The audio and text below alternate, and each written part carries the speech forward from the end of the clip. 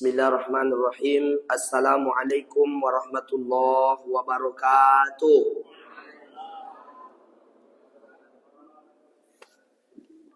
Alhamdulillah wa syukran lillah, salatan wa salaman ala rasulillah, amma ba'du. Qala Allah Ta'ala fi kitabil karim, a'udzu billahi minasy syaithanir rajim. Bismillahirrahmanirrahim. Wa iz qala rabbuka lil malaikati inni ja'ilun fil ardi khalifah qalu ataj'alu fiha man yufsidu fiha wa yasfiku ad-dima' wa nahnu nusabbihu bihamdika wa nuqaddisu lak qala inni a'lamu ma la ta'lamun. Shadaqallahul azim. Bapak Ibu, apa kabar, sehat? Alhamdulillah. Alhamdulillah, masjid ini terjadi kemajuan dari malam-malam sebelumnya. Ada kemajuan, safnya sudah mulai maju, jemaahnya sudah mulai mundur. Ya, Pak, ya. Tapi tidak ada masalah ya. InsyaAllah kita tetap bersyukur, sehat sampai akhir Ramadan. Amin. Ya Rabbal Alamin. Ibu-ibu yang datang hari ini semoga nanti bisa berlebaran. Amin. Dapat THR. Nanti pulang tanya lagi, dia dapat THR. Ibu-ibu, bapak-bapak yang dimuliakan Allah, salawat dan salam tak lupa kita ucapkan buat Rasulullah. Allahumma salli ala Sayyidina Muhammad wa ala alihi wa sahbihi ajma'in. Saya ditelepon oleh pengurus untuk menggantikan Buya ternama, Buya Saifullah. Beliau lagi ke lipat kain. Karena Saifullah sibuk, datanglah adik Saifullah. Ya, jadi tidak seperti Saifullah ini Pak ya. Tapi kami akan belajar untuk memaksimalkan. Saya sampai ke lapangan, saya terkejut. Betul ini masjid kita. Sebab udah ada tenda di depan. Mana tahu ada yang pesta pernikahan. Saya mulai ragu, saya tengok baik-baik. Oh, betul ini masjid. Sudah itu datang pula keraguan kedua. Double ustadznya. Ada ustadz tadi datang lagi. Ustadz di mana ceramah katanya dengan saya. Saya di sini, pengurus sudah telepon. Tanya ke pengurus, jadwal ustadz salah mungkin. Yalah kalau salah pulang saya lagi. Tapi alhamdulillah pengurus tanggap keluar. Rupanya memang jadwal di MDI tidak mengambil tahun ini lagi. Jadi ada ustadz dua tadi. Ibu mengundang satu ustadz, datang dua. Hebat mengganti sebelum dua langsung datang. Nah, saya senang dengan pengurus memang tanggap. Alhamdulillah cepat dia. Baik, ayah bunda, di 10 malam terakhir ini saya ingin membahas tentang adik mencatat. Catat situ, pemimpin yang baik. Catat cepat. Oke. Wa iz qala rabbuka lil malaikati inni ja'il. Ketika Allah Ta'ala curhat. Itu curhat nih Pak. Jadi Allah Ta'ala itu Bu ada tempat curhatnya. Siapa tempat curhatnya? Malaikat. Kalau apa? Siapa kawan apa curhat sebelum lolok? Sebelum tidur? Orang rumah? Mantap nih. Untung orang rumah ini. Awak takut orang rumah lain. Dia ada orang rumahnya. Tapi handphonenya sedang mengetik. Tapi yang ini memang orang rumah. Allah Ta'ala ternyata juga butuh kawan curhat. Siapa dia? Malaikat. Dia panggil malaikat. Inni ja'il. Aku mau menjadikan pemimpin fil ardi khalifah. Di muka bumi. Apa kata malaikat? Untuk apa? Komplain malaikat Pak. Untuk apa? Jadi kalau kita sebagai pemimpin, itu siap-siap komplain. Ya kan? Dicuci karpet, da'awun. Komplain juga. Padahal nak ikut membayar. Ini contoh. Bukan masjid ini, masjid lain. Dicat karpet, dicat tembok ni, marah juga. Podek putih, aku ndak hijau dibuat. Ada aja komplain. Dari dulu sudah seperti itu.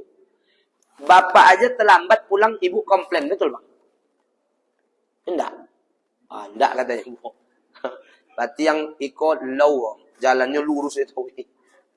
Nah, itu biasa kita dikomplain tuh. Karena Allah saja, malaikat masih ada mengajukan protes.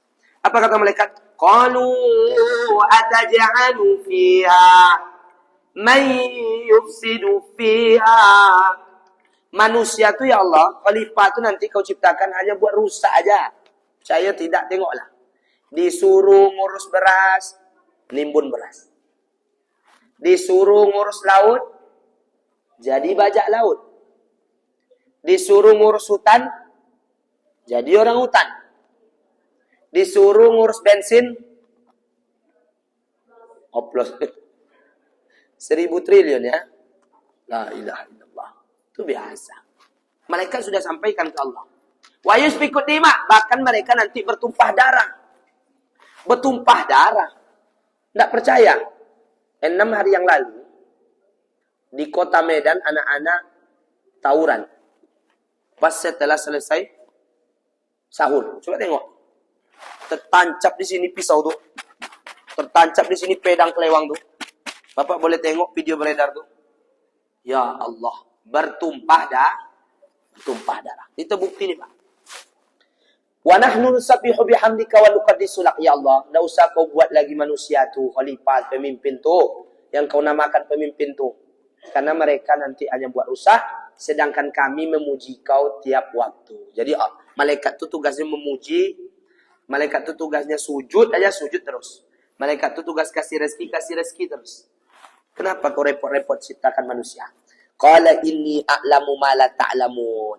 Apa kata Allah? Hai malaikat, kau dengarkan curhatku, tak dengarkan curhatku, aku tetap jalan.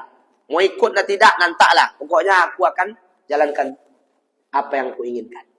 Kembali ke cerita kita. Kira-kira ada enggak pemimpin elok itu lagi, Pak? Ada enggak, Bu? Ada, pasti ada. Di Kalimantan ada nama daerahnya Balikpapan. Balikpapan itu mana, Pak? Kubuan. Kalimantan ya, Pak Haji. Itu ada seorang bapak wakil gubernur bernama Haji Muhyiddin. Satu periode menjabat, tidak ada satu pun duit diambil. Setiap amplop dapat masuk goni. Setiap dapat gaji masuk goni. Setiap SPPD. SPPD, Pak. SPPD aktif atau fiktif? Fiktif. Masuk ke dalam goni. 3 karung goni selama 5 tahun menjabat. Itu kisah nyata tahun lalu. 3 karung sebanyak 3 miliar tak diambilnya duitnya. Semuanya setelah dikumpul 5 tahun lalu viral tuh Pak, dibagi kepada seluruh masyarakat. Pertanyaan, dapat enggak ibu bapak? Enggak sampai koma itu. Awak tunggu pemimpin awak di Riau membagi-bagikan nanti. Tapi pemimpin awak lagi poning nampaknya. Poning 7 hari katanya, enggak tidur-tidur. Tapi ini luar biasa ya Bunda. Ya bagi semua. Masya Allah. Maknanya, belum kita tengok zaman Rasul, ini saja sudah ada pemimpin yang elok. Jadi jangan suuzon dengan pemimpin, masih banyak pemimpin-pemimpin yang elok. Kita tengok di zaman Sayyidina Umar. Adik-adik bisa catat nanti nih, ada poin. Di zaman Sayyidina Umar ada pemimpin namanya Sa'id bin Amir Al-Jumahi. Siapa namanya, Bu?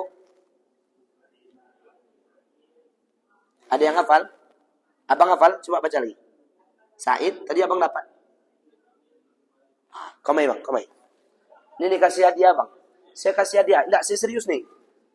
Kasih Pak, kasih ke dia. Ayo, siapa yang mau? Panitia Ramadan enggak ada. Coba, kasih abang. Coba. Ini madu nih, saya kasih. Karena saya tengok abang 10 malam tadi loyo nampaknya.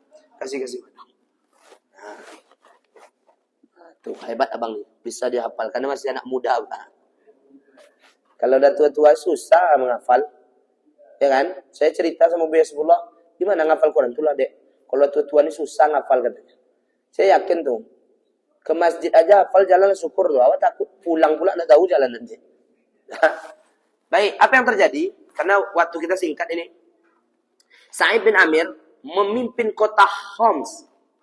Memimpin kota Syam. Lalu ketika itu ayah bunda yang muliakan Allah, Umar menunjuknya untuk ada di sana. Seketika 5 tahun di sana, ada satu orang dari Syam berangkat menuju kota Mekah untuk umrah. Selepas umrah ziarah ke kota Madinah. Sampai di kota Madinah, duduk dalam raudhah, merintih menangis. Ya Allah, banyak dosaku, aku rindu Rasulullah. Umar lewat. Karena memang begitu. Kalau ada orang aneh yang datang ke masjid ini, kita akan pelongo-pelongo menengoknya. Siapa nih? Tak pernah datang. Siapa nih? Tak pernah ada. Siapa orang ini? Apa kata Umar? Kamu siapa? Saya adalah delegasi dari kota Syam. Dari Syam? Iya. Saya punya gubernur, saya titipkan di sana dulu. Namanya Sa'id bin Amir Al-Jumai. Iya, itu gubernur kami. Gimana dia? Baik. Elok. Pokoknya kami nyaman dengan gubernur itu. Kita nyaman tak nyamannya tentu dari orang lain. Apa kata dia? Kalau begitu, kata beliau, saya ingin kamu bawa titipan hadiah buat beliau. Karena beliau adalah pemimpin terbaik. Bawa hadiah. Apa hadiahnya? Besok pagi saya titipkan. Ternyata dalam kisah buku 1001 sahabat, hadiahnya buat Sa'id bin Amir itu ada. Lalu apa kata pemimpin Umar bin Khattab? Catatkan semua orang susah yang ada di kota Homs. Saya juga akan kasih hadiah. Dicatatlah. 1, Fulan bin Fulan. 2, Fulan bin Fulan. Sampai 20 nama, tercatatlah nama di situ. Ketua RT Masjid Nurul Huda. Ini contoh. Terkejut orang itu. Umar terkejut. Kok ada nama Said di sini? Tapi katamu dia hebat. Katamu dia baik. Iya. Saya suruh orang susah. Bukan orang kaya. Apa kata delegasi tadi, pembantu tadi, yang jauh-jauh di kota Syam? Inilah manusia yang paling miskin di daerah kami. Allahu Akbar. Pemimpin ibu. Paling miskin. Kalau begitu kata Umar, saya kasih bantuan 2. Double. Bukan main-main, Pak. Kata Umar, ini saya kasih 1000 dirham, plus saya tambah 1000 dirham lagi. Berarti dapat 22.000 dirham. Lalu ketika itu ayah bunda, si delegasi menyimpan duit itu semua. 20 nama, termasuk Sa'id bin Amir yang nomor 20, maka dia bawa pulang ke kota Syam. Jadi bantuan yang dikasih Umar ini bukan dari Baitul Mal, tapi duitnya pribadi. Habis jual kurma, dia timbang, dia kasih impaknya kepada delegasi tadi. Bawa pulang ke Syam semua. Allahu Akbar. Hebat pemimpin ini. Jadi bantuan itu dari pusat, Pak. Bukan dari daerah. Dengar baik-baik. PKH itu dari pusat. Bukan dari daerah. Biar ibu paham.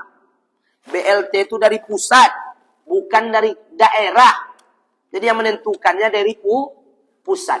Ada jemaah saya namanya Ustadz Padli. Orangnya berada.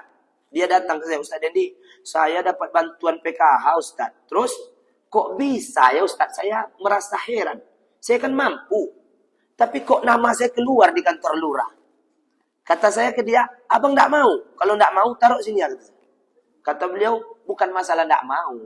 Saya ini kan mampu. Tapi kok keluar juga nama saya? Kata saya ke dia, itu belum aneh lagi bang. Karena memang dari pusat, Pak. Itu belum aneh. Yang anehnya, nenek saya udah mati 2 tahun, kolu juga bantuan tuh, Pak. Itu ya aneh nih. PKH itu kolu juga, Pak. Berarti memang betul pusat yang mengatur itu, dan pusat mungkin tertidur pas nama nenek saya keluar. Lupanya meminjar, ya kan? Kolu juga mau minyi awak tuh, Pak. Jadi itu koju Pak Pali. Jadi boleh diambil Ustaz. Lantak abang lah, diambilnya. Maknanya, bantuan itu dari dulu datangnya dari pusat. Lalu apa yang terjadi? Dibawa pulang. Sampai ke daerah Syam, dibagi-bagi semua 19 rumah. Tinggal rumah Sa'id bin Amir Al-Jumai. Sampai ke rumah Sa'id, dia kasihkan duit. Assalamualaikum, Khalifah Sa'id. Keluar Sa'id. Apa kata dia? Ada apa? Saya pulang umroh. Bagus. Memang pulang umroh tuh bagus dikasih tahu orang lain. Ini pergi umroh buat pesta, undang orang. Pulang umroh, tidak dengar berita lagi. Zam-zam awak tidak dapet, kurma tidak bulio, peci bau tak tiba. Itu asli tuh, Pak. Maka Nabi suruh setelah pulang potong kambing. Umumkan ke orang kita pulang. Itu sunnahnya sebenarnya. Tapi sebelum pergi kalau nak buat dianjurkan oleh ulama. Minta doa selamat. Lalu apa yang terjadi? Dia pulang, dia kasih Said duit. Dibukalah kantong tadi oleh Said. Terkejut Said. Langsung Said mengatakan, dari mana duit ini? Dari Sayyidina Umar bin Khattab sebagai hadiah buat kamu. Spontan Said mengucapkan, Inna lillahi wa inna ilaihi raji'un. Bu, oh bu, bu, kalau pulang laki awak buat piti macam tu. Apa yang ibu baca? Alhamdulillahirabbil alamin. Kalau Said dah bu, Inna lillahi wa inna ilaihi raji'un. Ini real dalam buku tu saya baca. Lalu apa kata istrinya? Bang, meninggal Sayyidina Umar. Dek, ini uang lebih berat daripada musibah meninggalnya Sayyidina Umar bin Khattab. Allahu Akbar. Ini duit akan abang pertanggungjawabkan dan memperlambat abang akan berhadapan dengan Allah SWT. Hisabnya panjang. Ya kan? Maka kalau ada duit, impak ke masjid macam dia. Masya Allah. Hebat. Masih hidup orang yang impak ni.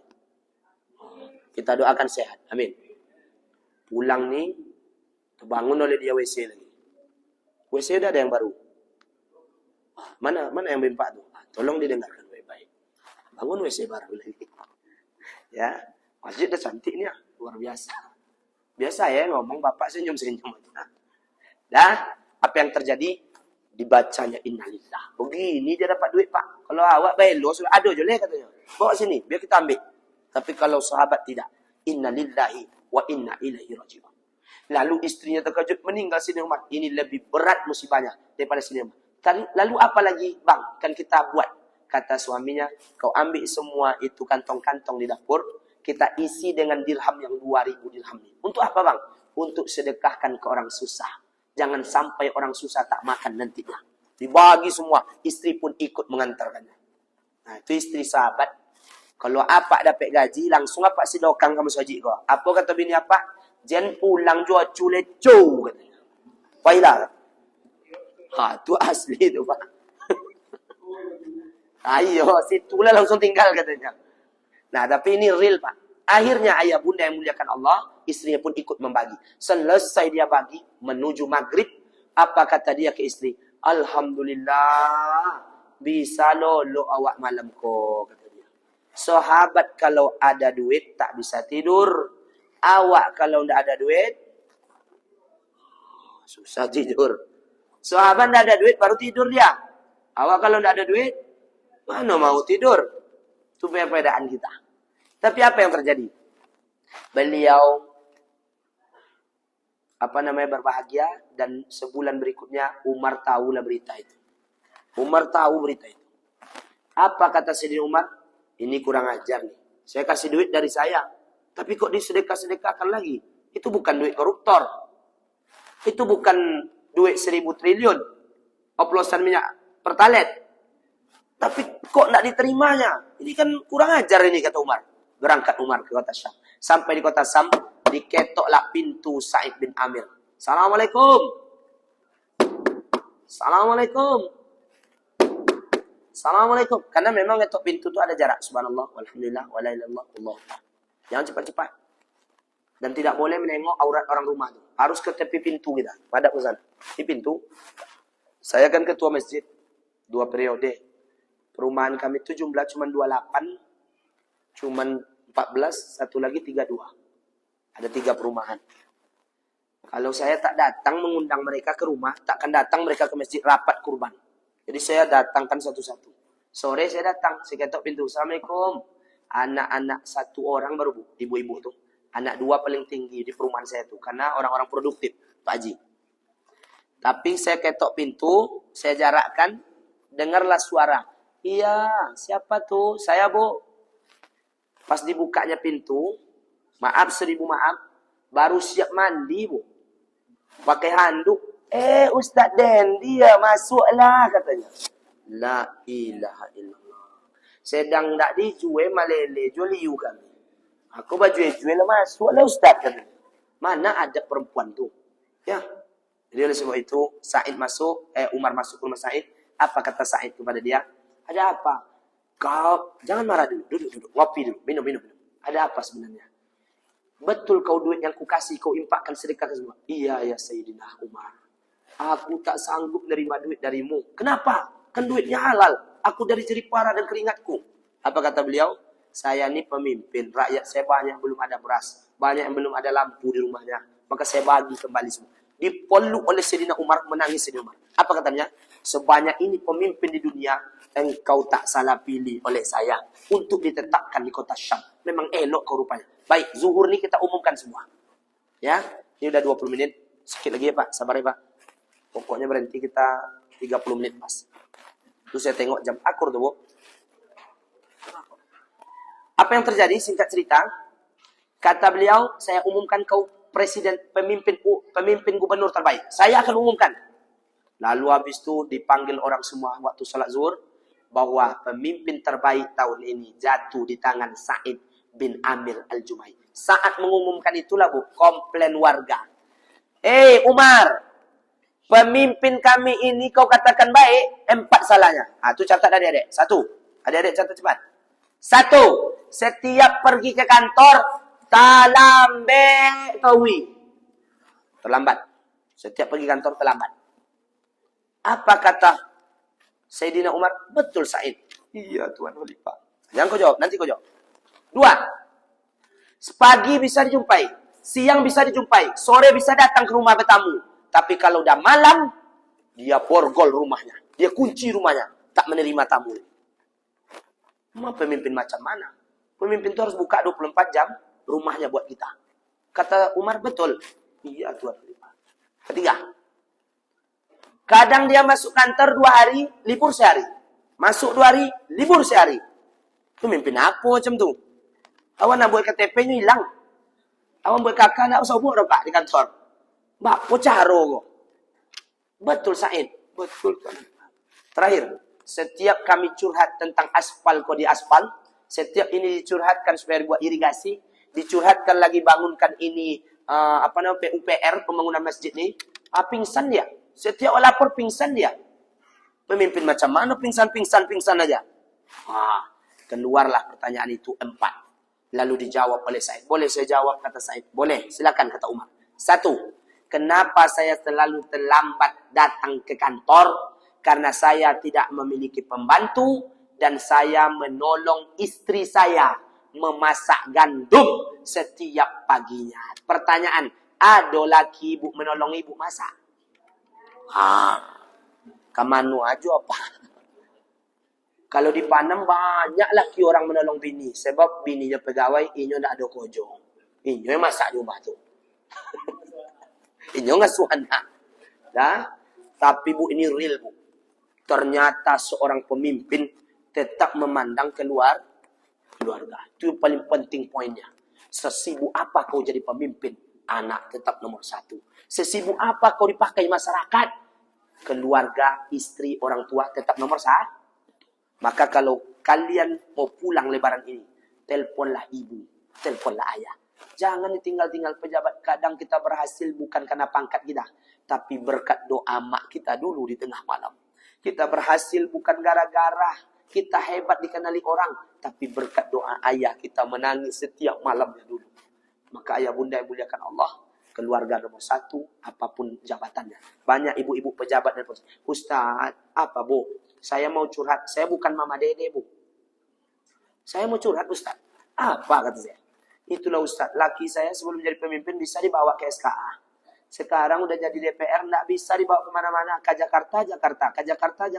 Ibu nggak ikut? Nggak Ustaz. Terus macam mana Bapak sekarang? Situ aja terus. Tahu Ibu kenapa dia nyaman di sana? Karena dulu ibu baru di Jakarta tuh paham. Sibuk aja dengan jabatannya. Tapi yang ini tak terurus. Kalau nak pulanglah, telepon ayah, ma kami pulang. Mau lopek bugi, dah nak. Mau talam durian, si kau musim durian. Mau apa mak? Baju dari Giant? Enggak. Mau dari Ramayana yang potong 70% sekarang? Mau enggak ya? Enggak. Pasti ayah ibu kita akan jawab itu. Pulanglah saat lebaran. Ayah ibu tunggu kalian semua. Ayah ibu tunggu kita semua di depan pintu rumah. Air matanya menetes. Setiap lewat mobil orang. Pulang anak orang. Anak awak alun jole. Pulanglah. Tanya kesukaannya.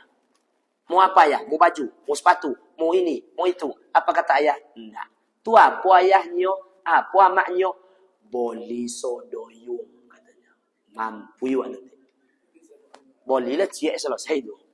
Nah, yang kedua, kenapa malam tak bisa dijumpai? Pagi bisa dijumpai, siang bisa dijumpai, pokoknya sore bisa dijumpai, malam tidak. Apa yang terjadi?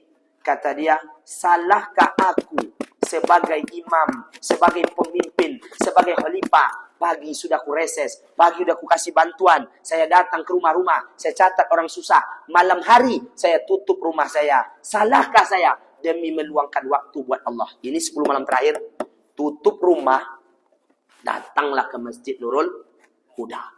Salahkah saya, kata beliau, untuk menghabiskan waktu saya untuk menghadap kepada Allah di tengah malam? Salahkah saya, wahai Umar? Waktu pagi sudah kuberikan semua rakyat, tapi yang malam ni hanya buat Allah. Ini 10 malam terakhir. Ya Bu ya, 10 malam terakhir ini Ibu habiskan waktu, Bapak habiskan waktu di sini. Jangan pernah Bapak Ibu ketemu saya besok di Ramayana, di arena MTQ. Jangan pernah ketemu Bapak Ibu saya tengok besok di SKA. Kalau ketemu 10 malam terakhir tinggal 5 hari lagi, berarti Pak Haji samo-samo di situ besok. Tidak jadi sholat tarawih. Nah, maknanya isi Masjid Nurul Huda. Yang ketiga, setiap masuk 2 hari, libur 1 hari. Masuk 2 hari, libur 1 hari. Ayah bunda yang muliakan Allah Subhanahu Wa Taala. Beliau cuma punya baju 2 helai. Kalau udah basah kedua-duanya, baju ketiganya tak bisa lagi. Mesti libur 1 hari. Menunggu bajunya kering. Ya, hari ini baju kita na'udzubillah banyak sekali.